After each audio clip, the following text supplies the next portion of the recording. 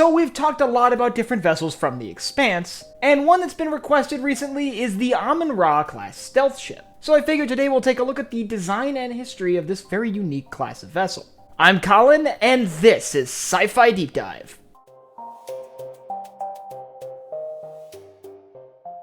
Remember, if you enjoyed this video, to head down below and hit that subscribe button. So the Amun-Ra, as the name suggests, is a stealth vessel. It is the Amun-Ra-Class Stealth Frigate. But before we dive into the intricacies of stealth within the Expanse, let's talk a little bit about the non-stealth aspects of this vessel. At 61 meters long, it's a little bit longer than the Corvette-class frigate of the MCRN, making it a pretty standard length for a frigate. It's armed with a pair of torpedo bays, 4 Bush Shipyards hyper-cooled PDCs, and a single prototype internally mounted railgun. This armament allowed the Amun-Ra to be pretty capable in combat, especially when they utilize stealth and when they're up against vessels of a similar size.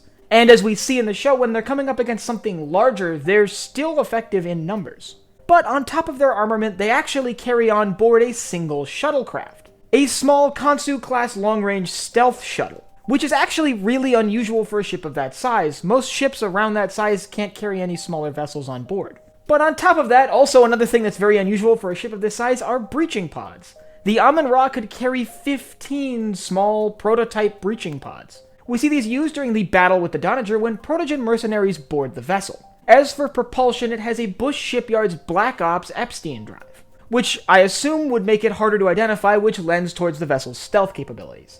Which brings us to the ship's biggest asset, its stealth. These vessels carry some of the most advanced stealth technology in the system. Now, while they're not like Klingon birds of prey from Star Trek where they can completely disappear, they instead have a more practical form of stealth where they basically hide their signature and blend in with their surroundings. This stealth coating basically makes it almost impossible to detect them on radar, and can help hide heat signatures that they would leave behind, making the drive cone basically the only way to spot one of these vessels.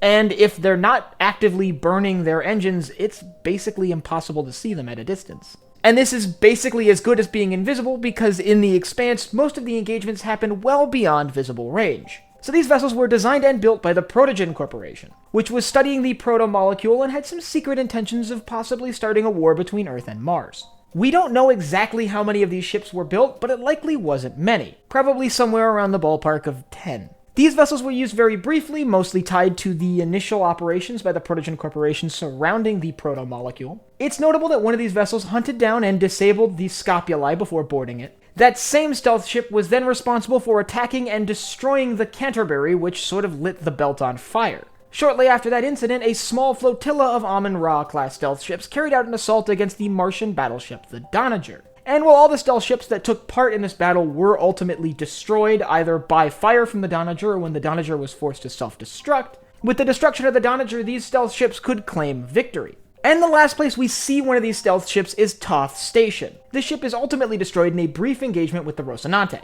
After that, we don't really see these ships around very much. ProtoGen ultimately would succeed in their objective of starting a war between Earth and Mars. However, it wouldn't really work out in their advantage and ultimately would end up bringing that company down. As for the stealth technology deployed on the Amun-Ra-class ships, well, we do see similar stealth technology utilized by both the Martians and later the Free Navy. However, it is questionable exactly how related these two elements of stealth technology are. After all, it seems like they were developed independently, but in a parallel fashion. Basically, it sounds like ProtoGen was working on stealth composites at the same time as Mars. And we know the Free Navy's stealth composites ultimately come from the Martian Navy. All in all, the Amun-Ra is one of the first stealth ships within the system, and it is arguably one of the most effective at its roles in combat. Its significant armament and the fact that it was built from the ground up to carry out stealth combat made it a deadly adversary, especially when you didn't know it was there. They were capable of carrying out brutal surprise attacks and ultimately managed to take down one of the most powerful warships in the system, the Doniger.